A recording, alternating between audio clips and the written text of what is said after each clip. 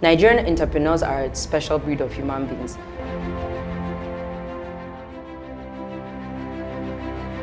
When I was in secondary school and I loved the game of basketball and I was even thinking, maybe I can play professionally, my parents shut it down immediately because there wasn't a single Muslim woman playing basketball anywhere, and they were just like, In business, I started with my restaurant business.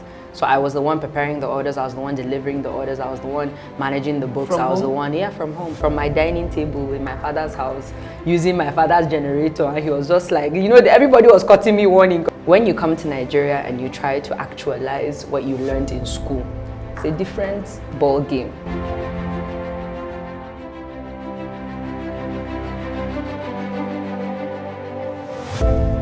My name is Aisha Shoaibu. I am an entrepreneur. I am the president of SWA Sports, the managing director of Waffle Way, and the managing director of SWA Global. Wow, I'm wowed. Good to have you here on the African Entrepreneur Show. And what is SWA Sports? So SWA Sports is basically a sports business solutions agency. We are problem solvers and consultants that intend to connect problems to solutions in African sports.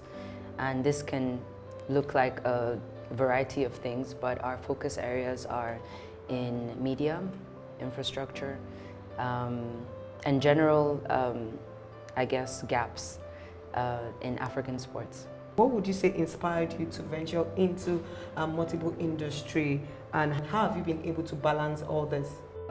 So I started off with my restaurant business when I was fresh out of university, and that was a journey that made me realize that I really loved marketing, and I loved digital marketing, and I loved communications, and I loved creative writing and anything that involved creativity that contributed to growing or promoting or developing a business or an idea. And that led to the registration and start of my brand development agency, SWA Global. So it just it was where interest met opportunity or met demand or met a gap, and I just said, okay, I'm gonna do this. There's also a bit of boredom when I get bored with one journey. I'm like, okay, I'm ready for the next challenge. So it wasn't intentional per se. It was, things just happen, and I also like to try. I always say if things don't work out, it's fine. You just start over. Yeah, you talked about having a team of youth. So how have you been able to balance them? A lot of people talk about the fact that working with youth like Gen Z is quite difficult because of the ideas and they bring. How's it been? Hiring is extremely difficult. There's so many people that are looking for work, but it doesn't mean that the people looking for the work have the capacity to do the work. The first thing I look out for is the enthusiasm. Are you actually interested in the industry, in the sector, in what I'm asking you to do? The second thing is trust. And then lastly, of course, is capacity. Do they actually have the capacity to carry out the tasks? So it's been a huge challenge growing my team by hiring and looking for specialized skills.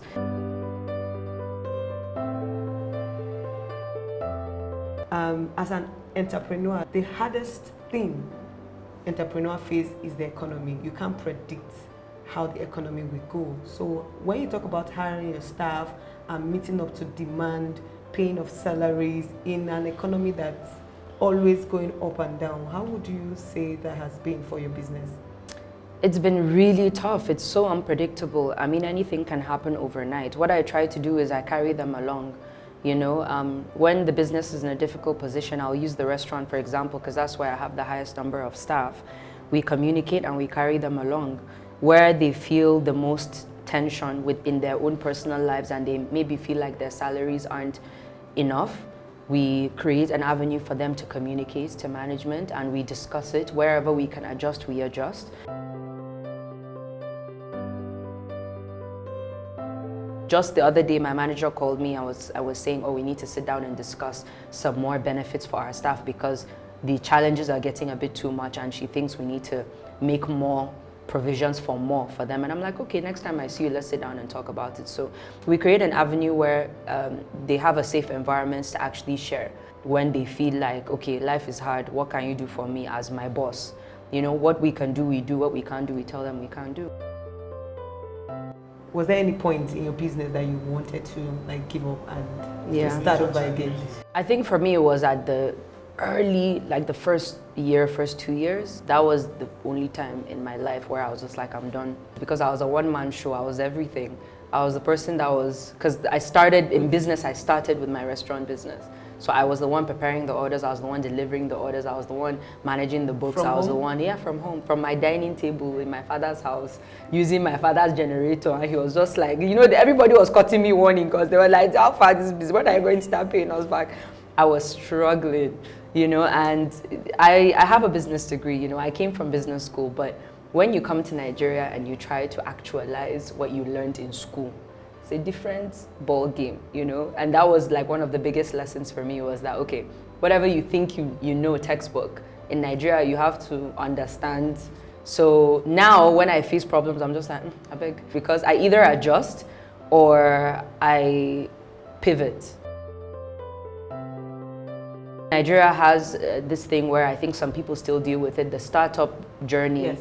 Is a bit of a struggle because a lot of people don't even know like exactly where to begin. You can Google from now till tomorrow. Until you actually get your hands and feet dirty, you don't actually learn the ins and outs of anything. You just have to get into it first. So moving on, now let's talk about your sporting agency. SWA is now a household name when it comes to sport in Africa. What led you to start up a sporting marketing agency, and what unique aspects would you say it has in the industry? What led me to start this agency is what leads me to start everything that I do. It's just identifying an opportunity and wanting to take advantage of that opportunity. It felt like the right time, given what was happening on the continent with sports, and of course the amount of African talent that we have around the world. And where there's Africans, there's likely Nigerians as well. So when you see more and more Nigerians being drafted into certain leagues, you're just like, okay, well, what about, you know, back home? What are we doing about the talents that we have at home?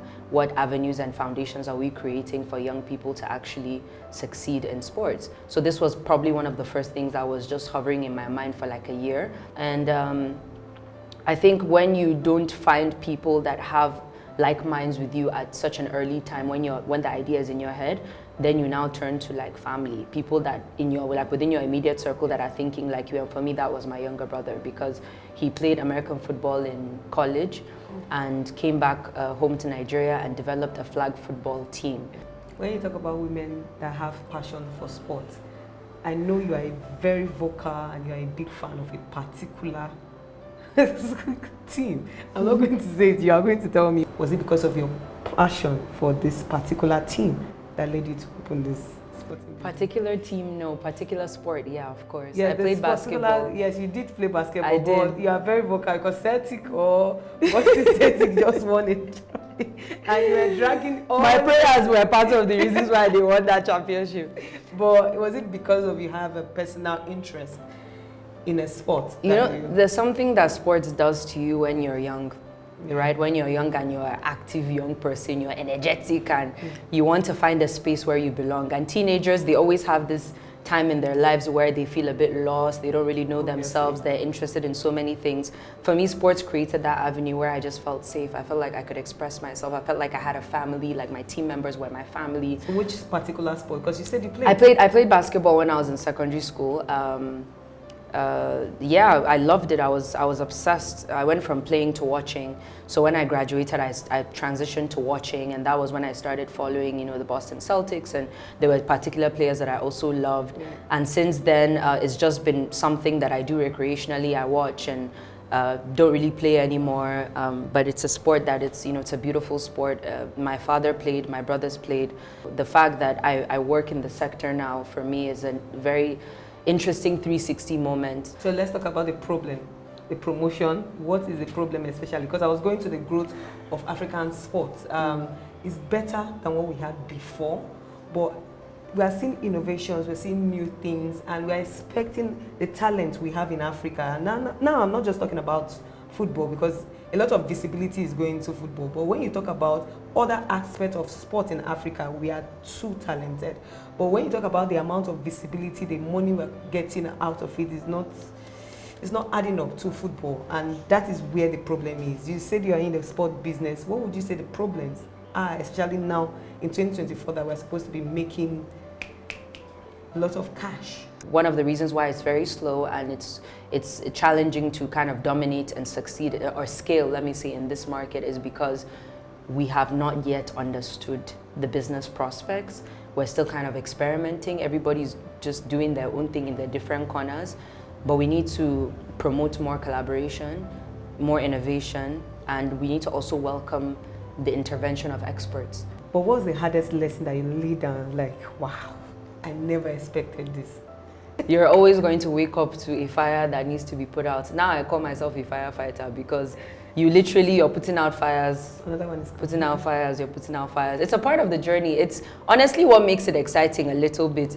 I personally think that Nigerian entrepreneurs are a special breed of human beings, and we can actually succeed and dominate anywhere in the world because of the training of resilience that our country has put us through. But again, crisis breeds opportunity. Where there is a problem, you can create a solution that can also be a business idea. How do you advocate for women's participation and empowerment in the sports industry through your SWA sports company? We try to include women in the industry in everything that we do, whether it's campaigns like the one that you are a part of, or events that we organize like our conference, yes, or even when we, within our own teams. Women at the leadership level, I mean, you can't doubt the kind of value that they bring to any sort of structure, especially when there's capacity. And with sports in particular, I mean, African women need a stage, they need a seat at the table. And who better to promote us than us? Who better to help us than us? So, okay, what motivates you and inspire you, especially in a highly competitive industry like the sport that is heavily dominated by men? What's that motivation that keeps you going? The prospects, where we could potentially go. Yes. And where Nigeria is on the global stage as far as like the cultural influence that we have spread around the world. It's so beautiful to see. I don't think about it as competition, I just think about it as opportunity to enter and to dominate.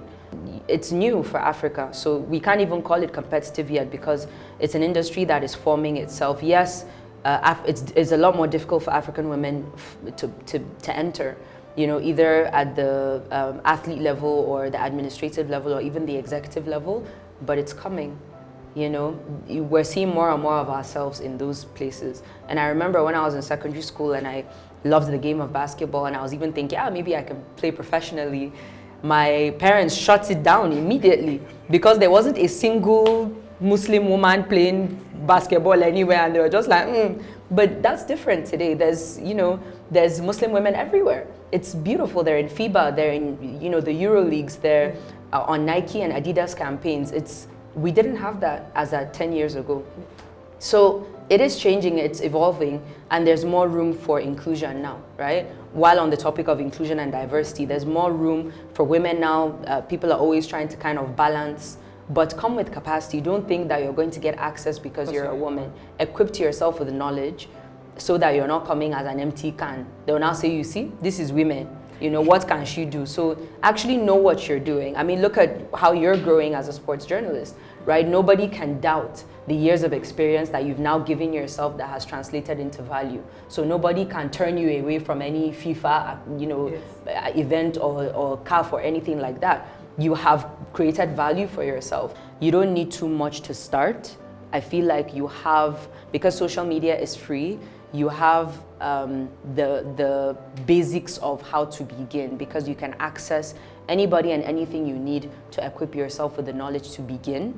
But in order to continue and to succeed, or at the very least to just create some sort of a sustainable plan for yourself, you have to consistently learn and insert yourself in environments where you can network, you can grow your network, and you can just understand the realities of what you're venturing into. Yeah, I just want to throw this one in before I let you go. Finally.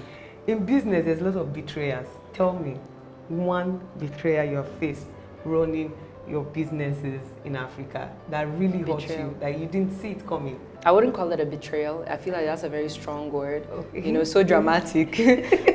but I think something related to that, when that happened, my uncle said to me, you haven't done business until you have been burnt. by somebody, by something, by a situation, because it's like your rite of passage. Yes. You really have not taken risks until you have failed, until something has not worked out, until you've been faced with a situation where maybe you had to start over. That has happened, but again, grateful for it.